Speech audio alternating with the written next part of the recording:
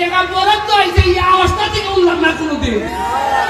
আমি 2 নম্বরে বলে থাকি এরা যেন জানাই যায় তাতে চুলার কাটার মানুষের বাক্য বদল হইব। আমি জানাই দিছি যে 29 কোটি টাকা বরাদ্দ হয়েছে, কি কারণে আমার নামে বিচার দিতে দিতে সংসদ ভবন মধ্যে বিচার দিছে। সুন্নু ভাই আমার লেগে বিচার দিচ্ছেন না সংসদ।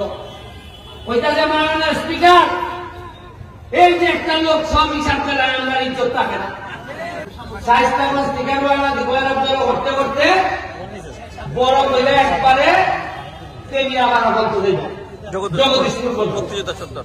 এর মানে সাইনে এই জায়গায় দাঁড়াইয়া ঠিক 4 মাস আগে যখন নির্বাচনে জিতছিলাম,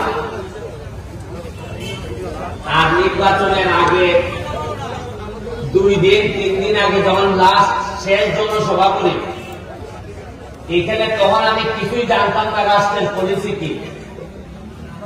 তখন আমি আমার স্বপ্নের কথা আপনাদের সামনে বলছিলাম। স্বপ্ন ছিল এই যে মরা খোয়াই নদীটারে পরিষ্কার করে 2 পাশে রাস্তা হবে, আর এই খোয়াই নদীতে নৌকা চলবে। আমাদের ছেলে মেয়েরা বিকালবেলা মেহমানরা আসলে আমরা বেড়াইতে নিয়ে যাব ওই চা বাগানে, আমরা এই নদীতে নৌকা এবং স্পিড বোট চলবে। আমাদের কাছে আছে প্রায় 3 কিলোমিটার নদী। 3 কিলোমিটার নদী এরকম সারা সিলেট বিভাগে জানা আছে কিনা আমার জানা নাই, কিন্তু আমরা ভাগ্যবান আমাদের চুনারঘাটে আছে। কিন্তু আমরা দুর্ভাগ্য যে 3 কিলোমিটার নদী যে ছিল এইটা প্রকাশ পাইতে পাইতে আপনারা 40 বছর নিয়ে গেছি আমরা। এখন ফুটপাথ থেকে এমনি আইলে বোঝা যায় যেমন একটা সমুদ্রের মতো লাগে। সিএনজি যেসা খানা খানা করে আমি যে জিগায় সারা বছরের উপর জ্যাম নাকি সে দেখি হয় স্ট্যান্ড। আমি 2টা স্ট্যান্ড বানাই দিছি। স্ট্যান্ডটা উদ্বোধন হইলে বলে সিএনজি রাস্তার মধ্যে রাখলাম ওরা। উনকা তো স্ট্যান্ড আছে, উনকা আমার তো সব আমার কারণে আপনার বিচার জায়গা 40 বছর ধরে আমি দেখি ওই সীমা দিয়ে আমার এমডি যায়, আর ওই বাজার ভালেন দিয়ে মাছ ওরা মাছ বেছে, আর এমনি ভালের পর ভালের জোর আছে। এই ওই সারা 15-20 বছরে আমার জানা মতো উন্নতি হয়েছে। ওই একটা পৌর মুক্তিযোদ্ধা 70 বানানো হয়েছে, এটা আরো কিছু জায়গা আটকেছে। আমি সোনারঘাট থেকে যখন রাস্তাটা গেছে তখনও তো আমরা সোনারঘাটে একবারে তেরা বলে ছেড়ে দিছে। আজকাল মাধবপুর 100 জায়গা গেছে, এরা 15 লাখ 20 লাখ, আর আমরা খালি তলের দিকে যাই।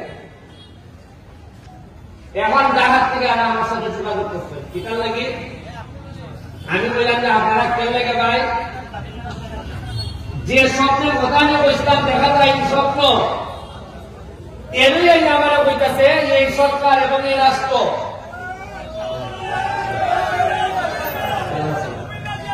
ভালো আছেন। Thank you.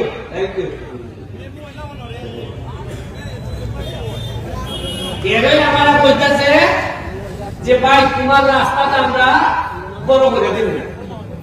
কেমনে বড় করবা?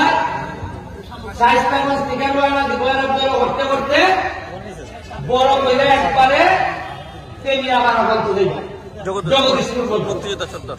এর মানে সাইলে দিব আপনার যে কষ্টটা আমরা আছেন, এই যে একটা সিএনজি প্রত্যেক দিনের মানুষ মনে, কারণ এই রাস্তা 40 বছর আগে যে যানবাহন আছে 40 বছরে তো 10 ডাবল বাড়ছে যানবাহন।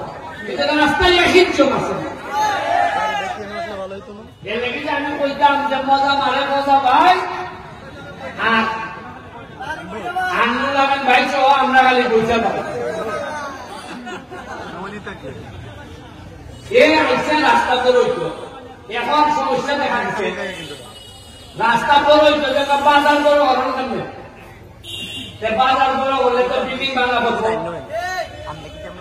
এবার আমি এনারে অপশন দিছি, তারাও আমার বিষয় উপরে আকাশের মধ্যে হেলিকপ্টার উঠবো, ড্রোন উঠবো, উঠবে দেখবো যে বাজার তারে বাইপাস করলে উড়ান যে ভালো, ইকেন্দ্রও বলেন যায়, ইকেন্দ্রও ভালো যায়।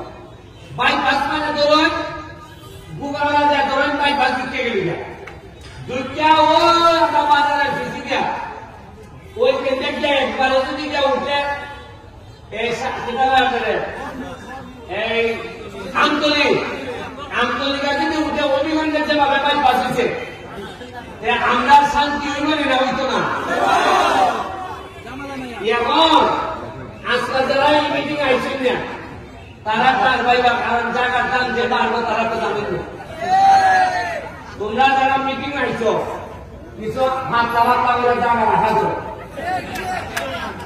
যারা মিটিং আমি যে ডাকছি এগুলো আইসি নিয়েছে তার ভাইবা, তারা মনে করেন যে বিদেশ গেলে বিদেশ টেকালজি, আরে টেকালজি মানে সব কান্টা খোলা রাখবে টেকালজি হয় উনকা